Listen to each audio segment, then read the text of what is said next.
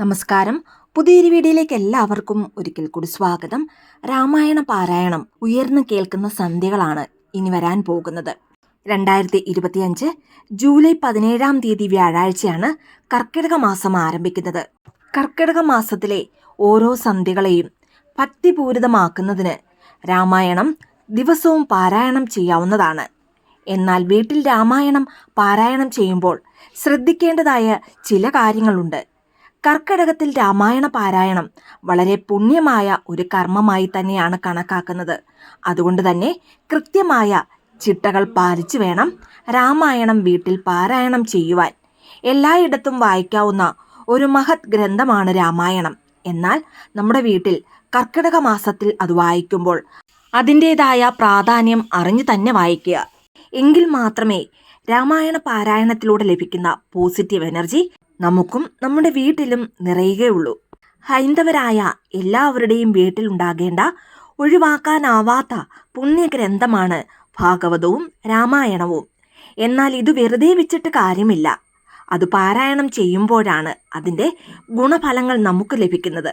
ഇനി ഈ കർക്കിടക മാസത്തിൽ ചിട്ടയോടുകൂടി നമ്മുടെ വീട്ടിൽ എങ്ങനെയാണ് രാമായണം പാരായണം ചെയ്യേണ്ടതെന്ന് നോക്കാം. കർക്കിടക മാസത്തിൽ രാമായണം പാരായണം ചെയ്യുന്ന വീടുകളിൽ ഈ ഒരു മാസം നോൺ വെജ് ഒഴിവാക്കുന്നതാണ് ഏറ്റവും നല്ലത്. ഇനി അതല്ലെങ്കിൽ രാമായണം വായിക്കുന്നവർ നിർബന്ധമായും ഈ ഒരു മാസം നോൺ വെജ് ഒഴിവാക്കേണ്ടതാണ്. സ്ത്രീകൾക്കും പുരുഷന്മാർക്കും ഒരുപോലെ തന്നെ രാമായണം പാരായണം ചെയ്യാവുന്നതാണ്. ഭക്തിയോടുകൂടി രാമായണം പാരായണം ചെയ്യുന്നതിലൂടെ കുടുംബത്തിൽ ഐശ്വര്യവും ഐക്യവും ശ്രേയസ്സും വർദ്ധിക്കുന്നതാണ്. രാമായണ പാരായണത്തിന് ഏറ്റവും ഉത്തമമായ സമയം രാത്രി 7 മണി കഴിഞ്ഞ് 10 മണി വരെയുള്ള ദുർഗായാമമാണ്. ത്രിസന്ധ്യയ്ക്കും രാവിലെ 10 മണി കഴിഞ്ഞുള്ള ജ്യേഷ്ഠയാമത്തിലും രാമായണം പാരായണം ചെയ്യുവാൻ പാടില്ല. ഇനി ജ്യേഷ്ഠയാമം വരുന്നത് ഏത് സമയത്താണെന്നാൽ രാവിലെ 11:30 മുതൽ 12:30 വരെയുള്ള സമയമാണ്. ഇനി വടക്കോട്ട് തിരിഞ്ഞിരുന്ന് പാരായണം ചെയ്യുന്നതാണ് ഏറ്റവും നല്ലത്. എന്നിരുന്നാലും കിഴക്കോട്ടും പടിഞ്ഞാറോട്ടും സമയം പോലെ തിരിഞ്ഞിരിക്കുവാൻ വിരോധമില്ല. രാമായണം പാരായണം ചെയ്യുമ്പോൾ മുന്നിൽ കത്തിച്ചു വെച്ച നിലവിളക്ക് ഉണ്ടാവണം. വിളക്കിൽ പാർവതി പരമേശ്വരന്മാരും ഗണപതിയും ഹനുമാനും കൂടാതെ മറ്റെല്ലാ ദേവതകളുടെയും സാന്നിധ്യമുണ്ട്. അതുപോലെ തന്നെ പാരായണം ചെയ്യുമ്പോൾ വെറും നിലത്തിരുന്ന് പാരായണം ചെയ്യരുത്. ഒരു പായമേലോ അല്ലെങ്കിൽ പലകമേലോ അതുമല്ലെങ്കിൽ വിരിപ്പിന്മേലോ ഇരുന്ന് പാരായണം ചെയ്യുക. ഇരിക്കുമ്പോൾ മുന്നിൽ ഒരൽപ്പം ഉയർന്ന പീഠത്തിലാണ് രാമായണം വെക്കേണ്ടത്. കുളി കഴിഞ്ഞ് വൃത്തിയുള്ള വസ്ത്രങ്ങൾ ധരിച്ച് മനഃശുദ്ധിയോടെ വേണം ഗ്രന്ഥം കയ്യിലെടുക്കുവാൻ.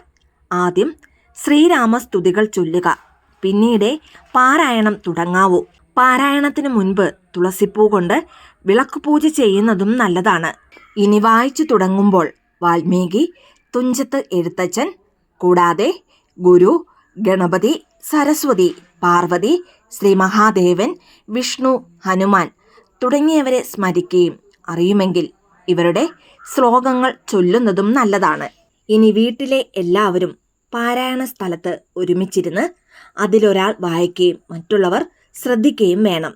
ഇനി ഏതെങ്കിലും കാരണത്താൽ അതായത് പുലവാലായ്മയുണ്ടായി വായന മുടങ്ങിയാൽ അതിനുശേഷം ആ മുടങ്ങിയ ഭാഗങ്ങൾ കൂടുതലായി ഉൾപ്പെടുത്തി വായന പൂർത്തിയാക്കുകയും വേണം.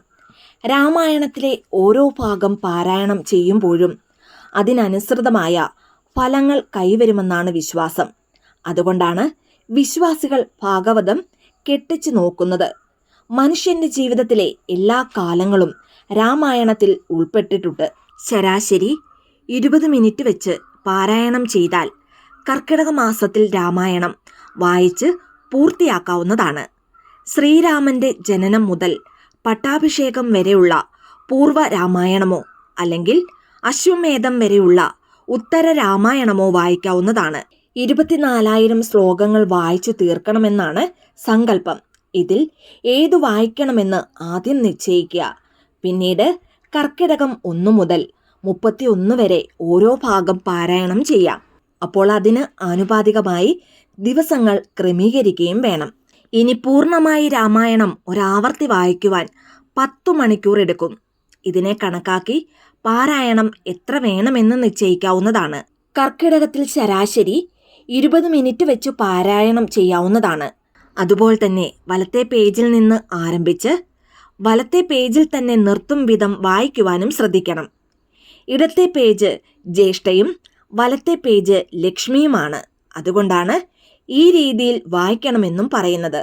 ഇനി പാരായണം ചെയ്യുമ്പോൾ അശുഭമായ സ്ഥലത്ത് വായന നിർത്തരുത്. ശുഭമായ ഭാഗത്തോ തത്വോപദേശം വരുന്നിടത്തോ നിർത്തുന്നതാണ് ഏറ്റവും ഉത്തമം. അതുപോലെ തന്നെ വായിക്കുമ്പോൾ തലക്കെട്ടിനെപ്പറ്റി വേവലാതിപ്പെടേണ്ട ആവശ്യവുമില്ല. നിർത്തിയ സ്ഥാനത്ത് അടയാളം വെച്ചാൽ മതി. കർക്കിടകത്തിലെ പാരായണത്തിനൊരു വിഷയക്രമമുണ്ട്. 15-ാം ദിവസം ബാലിവധം, 25-ാം ദിവസം കുംഭകർണവധം, 28-ാം ദിവസം രാവണവധം, 30-ാം ദിവസം പട്ടാഭിഷേകം എന്നിങ്ങനെ. ഇനി ഓരോ ദിവസം വായന കഴിഞ്ഞാൽ പൂർവം രാമതപോവനാധിഗമനം, ഹത്വാ മൃഗം കാഞ്ചനം, വൈദേഹിഹരണം, ജടായുമരണം, ലങ്കാപുരി ദഹനം, പശ്ചാത് രാവണ കുംഭകർണ നിധനം, ഏതത്തി രാമായണം എന്ന ഏകശ്ലോക രാമായണം ചൊല്ലിയിരിക്കണം.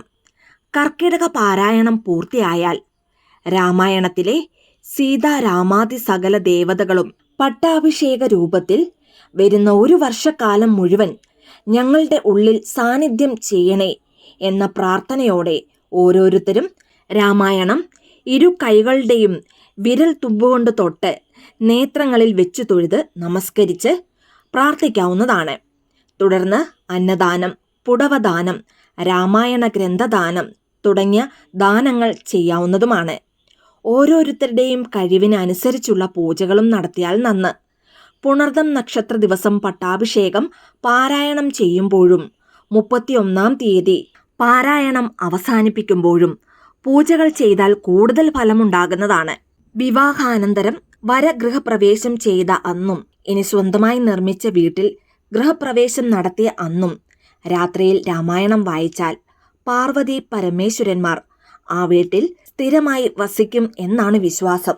ഇനി ഏതെങ്കിലും സാഹചര്യങ്ങൾ കൊണ്ട് ഒരു ദിവസം രാമായണം വായിക്കുവാൻ കഴിഞ്ഞില്ലെങ്കിൽ ഏകശ്ലോക രാമായണം ചൊല്ലിയാലും മതിയാകും.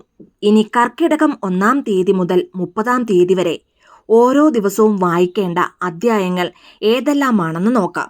1-ാം ദിവസം രാമായണ മാഹാത്മ്യം, 2-ാം ദിവസം ശ്രീരാമാവതാരം, 3-ാം ദിവസം വിശ്വാമിത്രാഗമനം, താടകാവധം, യാഗരക്ഷ, 4-ാം ദിവസം അഹല്യാമോക്ഷം, സീതാ സ്വയംവരം, 5-ാം ദിവസം പരശുരാമ ദർശനം, അയോധ്യാവാസം, 6-ാം ദിവസം അഭിഷേക വിഘ്നം, 7-ാം ദിവസം ശ്രീരാമന്റെ വനയാത്ര, 8-ാം ദിവസം ഗുഹസംഗമം, 9-ാം ദിവസം ചിത്രകൂട പ്രവേശം, ഭരതഗമനം, 10-ാം ദിവസം പാതുക പട്ടാഭിഷേകം, 11-ാം ദിവസം ദണ്ഡകാരണ്യ പ്രവേശം, അഗസ്ത്യസ്തുതി, 12-ാം ദിവസം ജടായു സംഗമം, പഞ്ചവടിവാസം, ശൂർപ്പണഖാഗമനം, 13-ാം ദിവസം സീതാപഹരണം, 14-ാം ദിവസം ജടായുമോക്ഷം, ശബരിമുക്തി, 15-ാം ദിവസം ഹനുമത് സംഗമം, സുഗ്രീവ സഖ്യം, ബാലിവധം, 16-ാം ദിവസം താരോപദേശം, സീതാന്വേഷണാരംഭം, 17-ാം ദിവസം സ്വയം പ്രഭാചരിതം, സമുദ്രലംഘനം, 18-ാം ദിവസം ലങ്കാദഹനം, 19-ാം ദിവസം സമുദ്രതീരപ്രാപ്തി, 20-ാം ദിവസം വിഭീഷണ ശരണാഗതി, 21-ാം ദിവസം രാമേശ്വര പ്രതിഷ്ഠ, 22-ാം ദിവസം സേതുബന്ധനം, 23-ാം ദിവസം ലങ്കാവിവരണം, 24-ാം ദിവസം യുദ്ധാരംഭം, 25-ാം ദിവസം കുംഭകർണവധം, നാരദസ്തുതി, 26-ാം ദിവസം മേഘനാഥവധം, രാമരാവണ യുദ്ധം, 27-ാം ദിവസം അഗസ്ത്യാഗമനം, ആദിത്യസ്തുതി, 28-ാം ദിവസം രാവണവധം, വിഭീഷണ പട്ടാഭിഷേകം, 29-ാം ദിവസം സീതാ സ്വീകരണം, മടക്കയാത്ര, ഭരതസംഗമം, 30-ാം ദിവസം അയോധ്യ പ്രവേശം, പട്ടാഭിഷേകം. ഈ ഒരു ക്രമത്തിനനുസരിച്ച് രാമായണം പാരായണം ചെയ്താൽ തീർച്ചയായും 30 ദിവസം കൊണ്ട് തന്നെ പൂർണ്ണമായും രാമായണം നിങ്ങൾക്ക് വായിച്ചു തീർക്കാവുന്നതാണ്. ഇനി നമ്മുടെ കുടുംബത്തിൽ പരസ്പര ഐക്യം, സന്തോഷം, സമാധാനം, നല്ല പോസിറ്റീവ് എനർജി, ഐശ്വര്യം എന്നിവ ഉണ്ടാകുന്നതിന് വീട്ടിലുള്ള എല്ലാവരും ഒന്നിച്ചിരുന്ന് രാമായണം പാരായണം ചെയ്യുന്നതാണ് ഏറ്റവും നല്ലത്.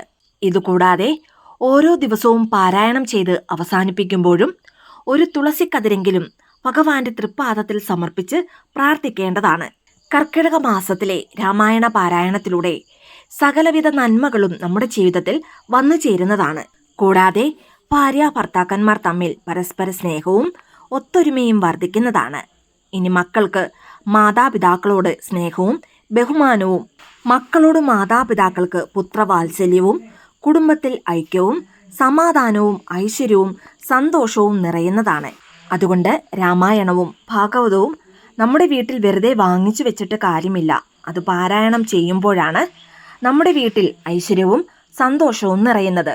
അതിനാൽ ഇത്തവണ ജൂലൈ 17-ാം തീയതി വ്യാഴാഴ്ച മുതൽ ഓഗസ്റ്റ് 16-ാം തീയതി വരെയുള്ള ഈ 30 ദിവസവും വീട്ടിൽ രാമായണം പാരായണം ചെയ്യുവാൻ ആരും തന്നെ മറന്നു പോകരുത്. എല്ലാവർക്കും ഭഗവാൻ ശ്രീരാമചന്ദ്രൻ്റെ അനുഗ്രഹം ഉണ്ടാകട്ടെ എന്ന് പ്രാർത്ഥിക്കുന്നു. വീഡിയോ ഇഷ്ടമായ ലൈക്ക് ചെയ്യാനും മറ്റുള്ളവരിലേക്ക് ഈ വീഡിയോ ഷെയർ ചെയ്ത് കൊടുക്കുവാനും മറക്കരുത്. ഇതുപോലെയുള്ള വീഡിയോസിനായിട്ട് ചാനലൊന്ന് സബ്സ്ക്രൈബ് ചെയ്യുവാനും മറന്നു പോകരുത്. വീണ്ടും നല്ലൊരു വീഡിയോ ആയിട്ട് വരുന്നവരെ നന്ദി, നമസ്കാരം.